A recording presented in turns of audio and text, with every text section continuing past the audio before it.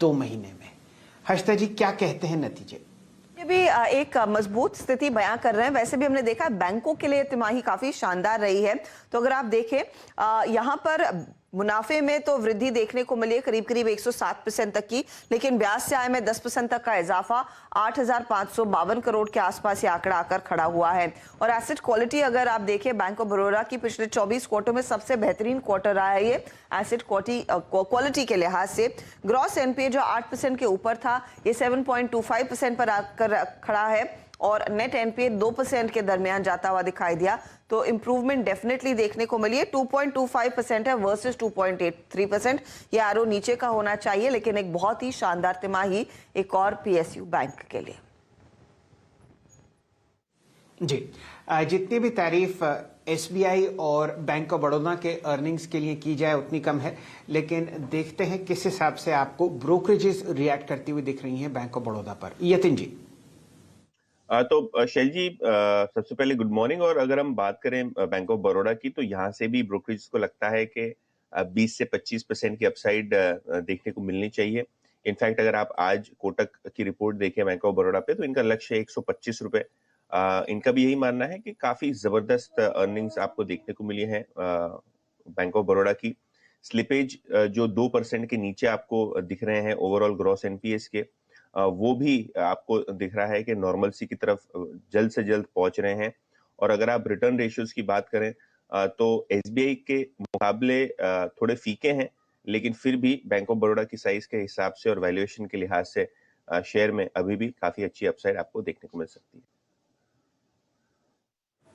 जी हाँ, अच्छी अपसाइड दिख सकती है। मयूरेश जी, इस अर्निंग सीजन में आप एक बात तो कह सकते हैं, बहुत सारे पहलू थे इस अर्निंग सीजन के। अगर आप ओवरऑल देखें तो कॉस्ट प्रेशर्स थे, दूसरे अगर आप देखें कंपनियों पर मार्जिन्स काफी प्रेशर में थे, लेकिन एक बैंकों तक अगर आप सीमित रखें अपने आप को, तो पीएसयू बैंक्स की एसेट क्वालिटी में एक सब्सटेंशियल इंप्रूवमेंट और क्रेडिट ग्रोथ, ये 2 हाइलाइट्स रही। आपने कैनरा बैंक के नंबर्स देखे, आपने एसबीआई के नंबर्स देखे, बीओबी के देखे। आप आज एसबीआई को शॉर्ट टर्म प्रोस्पेक्टिव से और बीओबी को शॉर्ट टर्म प्रोस्पेक्टिव से और मीडियम टर्म प्रोस्पेक्टिव से कैसे अप्रोच करेंगे? तो I think outstanding set of numbers. जैसे मोटा भाई ने भी कहा, हर्षद ने कहा, आई थिंक जो सबसे अहम फिगर था एसबीआई के नतीजों में, आई थिंक वो वॉच लिस्ट है।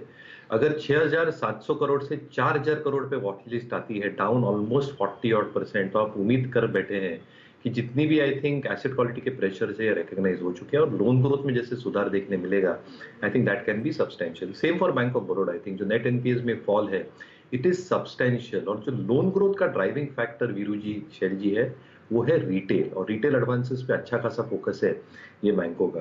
दूसरा, I think even if a rate hike becomes in the next few months, मुझे लगता है आई थिंक बैंकों को फायदा जरूर होता है, क्योंकि निम स्प्रेड्स में इनकी इजाफा अच्छा खासा होता है। They are very very placed at well at this point of time. तो आरबीआई पॉलिसी के लिए शायद बैंक निफ्टी, आपने जैसे अपनी कमेंट्री में कहा था, ये थोड़ा दबाव में रह सकता है, but I think state bank should hold out on its own, क्योंकि इसके नंबर्स लाजवाब है। Bank of Baroda, Canara bank, आप कोई भी उठा के लीजिए, नंबर्स लाजवाब आए हैं। तो ये लगता है आई थिंक ये स्टॉक्स को, एसबीआई हो या बैंक ऑफ बड़ौदा हो, जिनके पास है, होल्ड करके रखिए। Parameters, business quality as well as prospects जो आगे दिख रहे हैं वो काफी शानदार दिख रहे हैं। चलिए मानस, इन दोनों स्टॉक्स को संक्षेप में बताइएगा, कैसे अप्रोच करेंगे आप आज?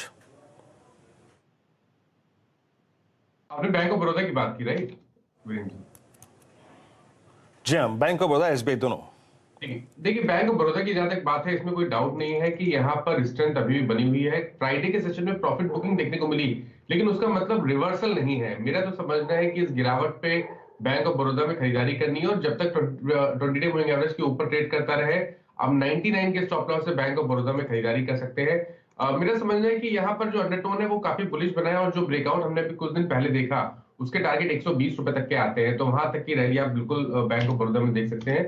तो गिरावट पे खरीदारी करनी है। स्टेट बैंक ऑफ इंडिया में भी फिलहाल के लिए ट्रेंड नेगेटिव नहीं है, लेकिन हाई लेवल पे एक रेजिस्टेंस है 545 पे।